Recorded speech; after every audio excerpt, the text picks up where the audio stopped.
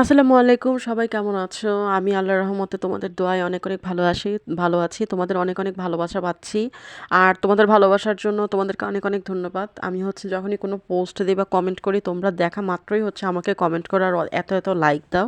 তো যারা আমার অ্যাক্টিভ ফলোয়ার আছো তাদেরকে আবারও অনেক ধন্যবাদ আমার পাশে থাকার জন্যে। আশা করি ভবিষ্যতেও এভাবে আমার পাশে থাকবে।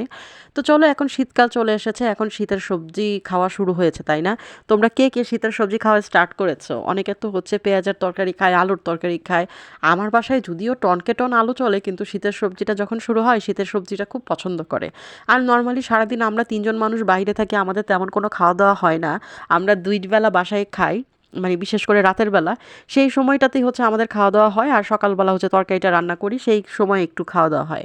তো শীতের সবজি ভাজি টাজি আমরা তেমন খেতে পারি না। ভাজি হচ্ছে আমাদের তেমন পছন্দ করে না।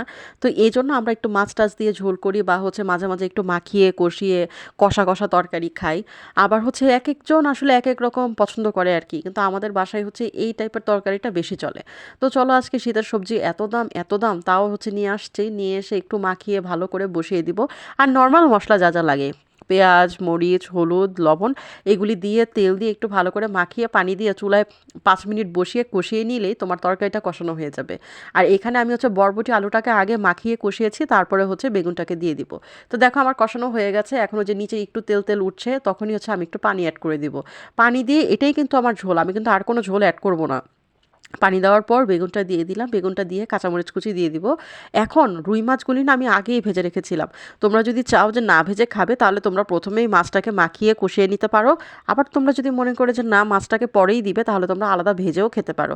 তোমাদের ইচ্ছা। তবে হ্যাঁ, মাছকে কখনো উপরে দিতে যাবে না, ভাজা বা কাঁচা। আর দেখো, এখন হচ্ছে আমি ভাজি মাছটা নিয়েছি, এই যে ঝোলের উপরে আমি দিয়ে ভালো করে এটাকে মিক্স করে দিব। না হলে না, মাছটার মধ্যে তোমার ঝোলের কোনো মশলাটাই ঢুকবে না। তো দেখো, আমি এখন মাছটাকে ভালো করে বসিয়ে একদম এই পানির মধ্যে একটু ছেড়ে দিব, আর এই তরকারিগুলি আমি মাছের উপরে দিয়ে দিব, যাতে করে সমস্ত মাছের পানিটা মাছের মধ্যে গিয়ে লাগে।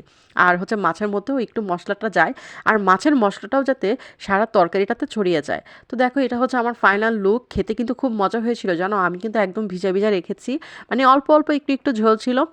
গরম ভাত দিয়ে মাখিয়ে খেতে খুব মজা লেগেছে। আর দেখো তো, এটা হচ্ছে ফাইনাল লুক। কেমন লাগলো আমাকে অবশ্যই জানাবে, ঠিক আছে? আর কি করতে হবে, ভিডিওটা পছন্দ করলে লাইক দিতে হবে, কমেন্ট করতে হবে, এবং যদি আমাকে তোমরা ভালোবেসে থাকো, তাহলে অবশ্যই ফলো না করলে আমার ফলোটা দিয়ে দিবে।